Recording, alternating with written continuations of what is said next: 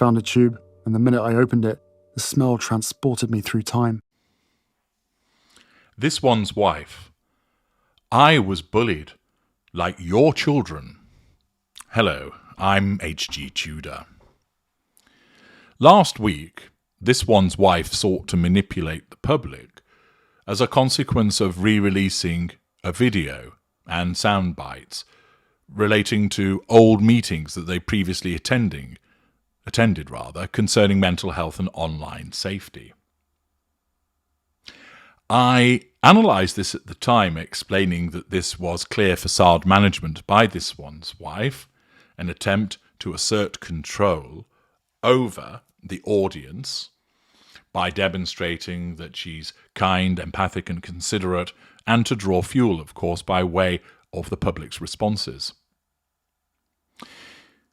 But it also is worth pointing out that this behaviour has been done in order to try and create some political capital by this one's wife, and to highlight a further collateral danger that arises from her behaviour. This one's wife is internationally famous. This is only because she married ginger pubes. Nevertheless, she is well known around the world. Many people know of her and simply are disinterested. Others know of her and don't like her. And there are some that support her.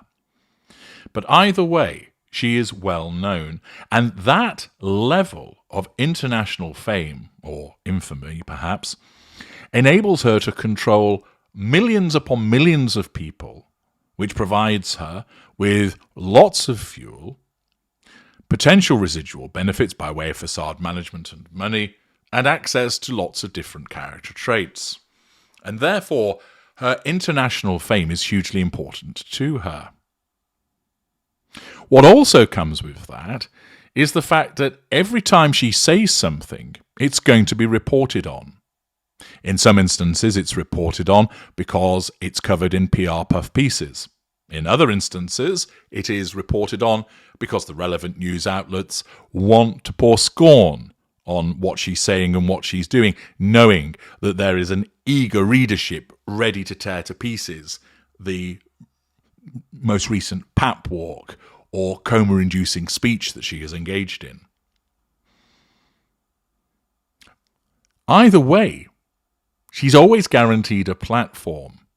And with that, her narcissism recognises that gives her an opportunity to assert control over so many people and draw fuel, etc.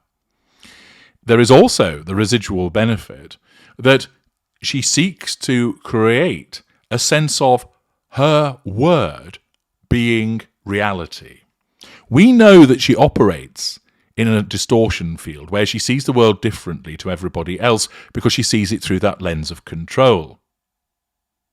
Yet, she wants a situation whereby what she says is the truth. Remember how often she talks about the necessity of knowing her truth, of sitting in her truth, that she has to speak her truth. Her narcissism makes her believe that not only what she has to say is important, but that is the way that it is.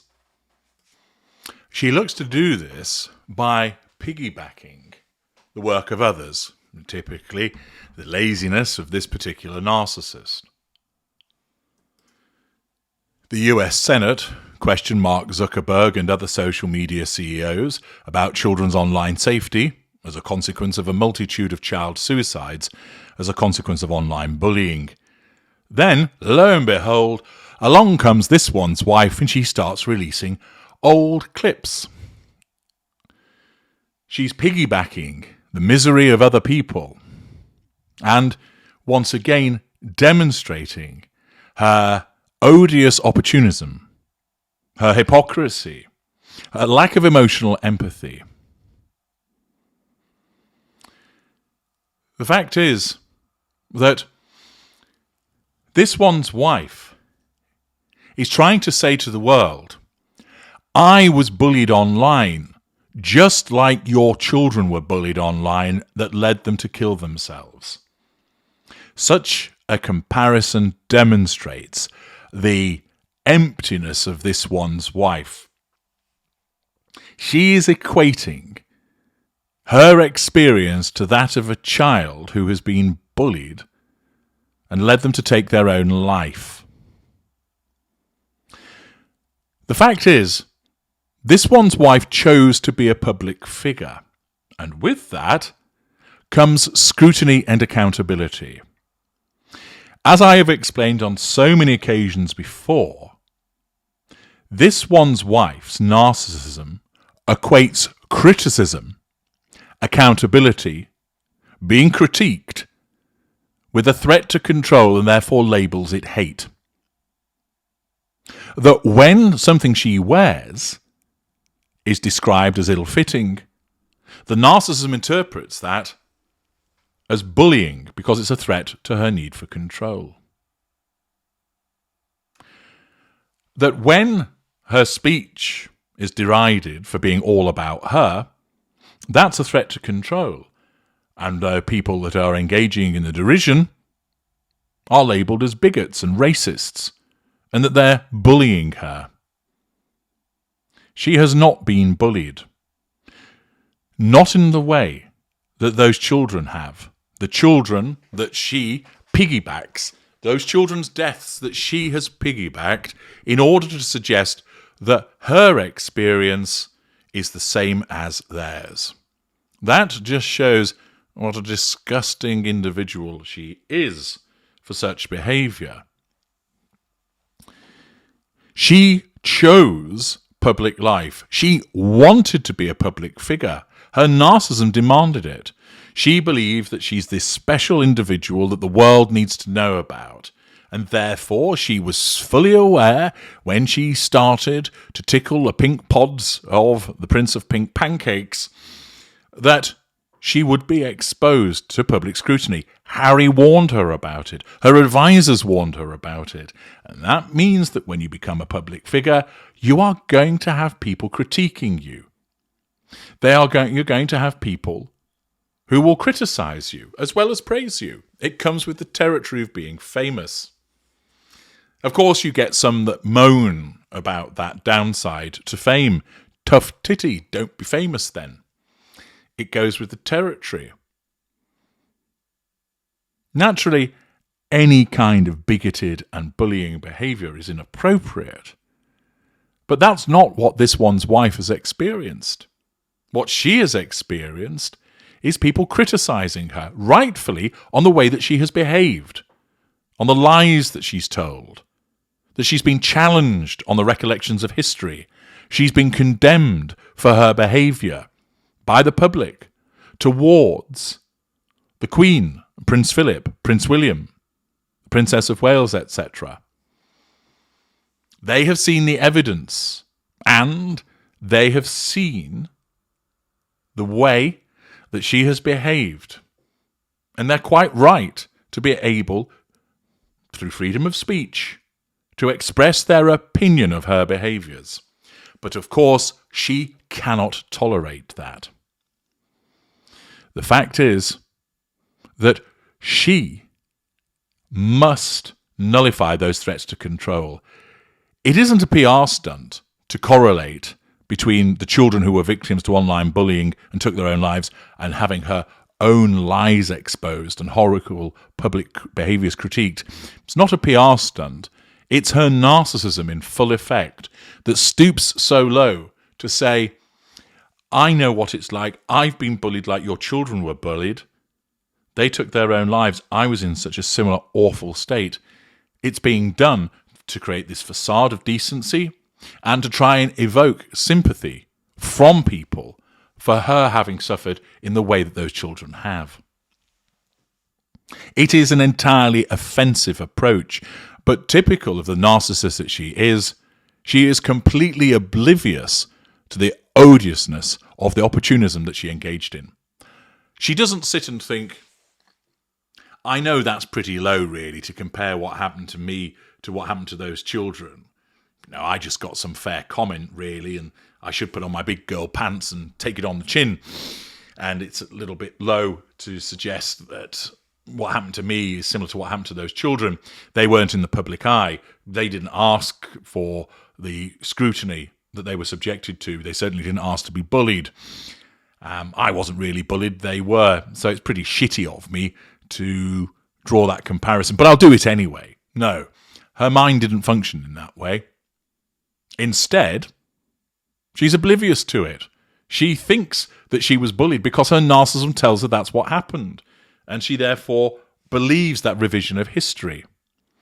If you were to sit down with her and say, look, this is what's happened to these children. That's online bullying. What happened to you isn't bullying. Look, you did this.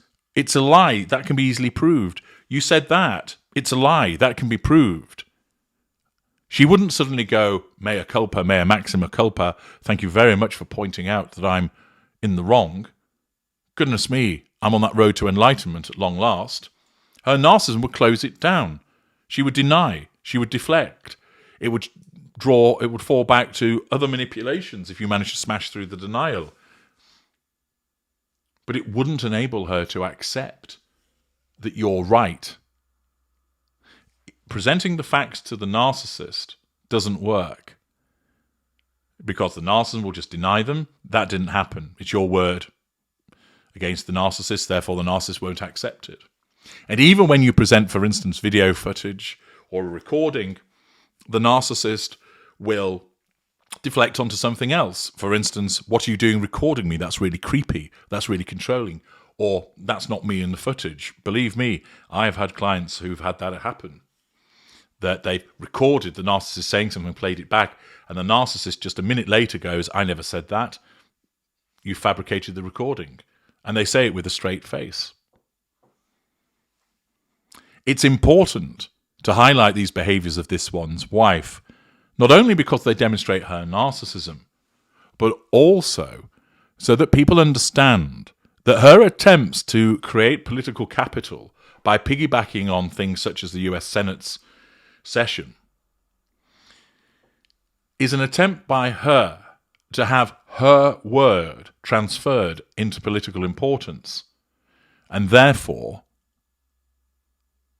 would cause certain people to think, hang on, I should listen to this. The fact is that this is another essence of the narcissist faking it till they make it.